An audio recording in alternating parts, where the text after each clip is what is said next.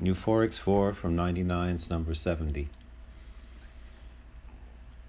When I see the things that are passing, I see all things, and I hear the tumult in tears as ephemera dies in its lies, the ruin of time, spent in a manner debasing the glorious sunrise, the diligent skies, the all-feeling rhythm of sun and moon, darkness and light.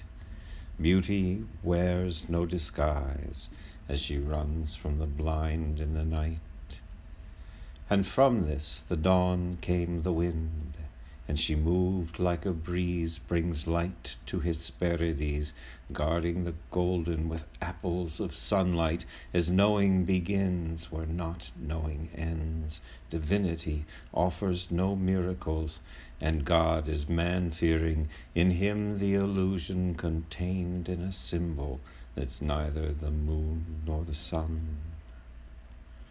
Dawn is a tenderness glowing in gold, and her fingers bring warmth to the face of the earth.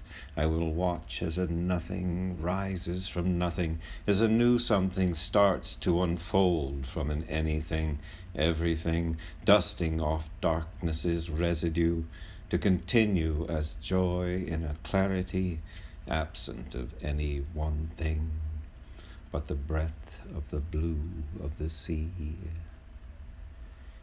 The electrics in light buzz in an orb, sound in the shadow vibrates and glows, a radiance flows from the countertop onto the table, jumps off the vase where roses absorb, all the light vision assembles, as the white petals, clothed in green leaves, undress for the eyes of a sybarite, shudder and tremble, naked in liquefied light.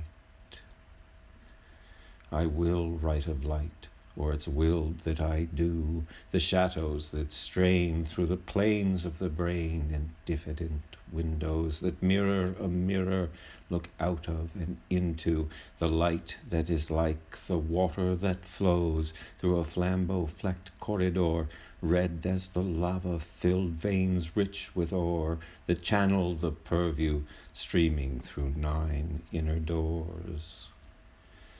If I wait to write, I just might negate what enters as aural, exits as oral, returns again aural, measures the sunlight in voices, a chorus that chants for a choir, sings itself into a state where worlds of words whirl like a dervish aroused by the lilt of the lyre. So it's time for the cycle to spin, for thinking to gestate and cogitate, then let that light leave on the wind. The wind is a silence that waits to be heard and circles the age with a song in praise of the heat from the sun, the fire in the air, the pressures that formed in the core where the molten reds liquefied deep in the ear. And I see it alive in the trees as I wait for it inside a word that prays for a sign in the breeze. A poet won't pause for the prelates who still do not see what he hears.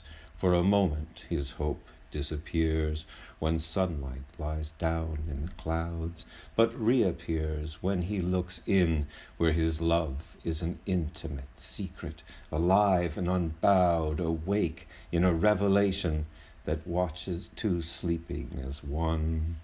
The webwork of life is so intricate, clouds are dissolved in the sun. What is this balance, these things that come in to go out?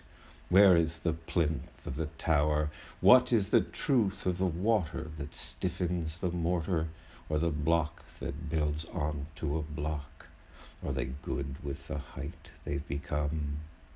And all humbling vantage is insular, and the sea washes over the rock. The gray scales are blurred in the eyes, and all things succumb in continuum as the light will envelop the skies.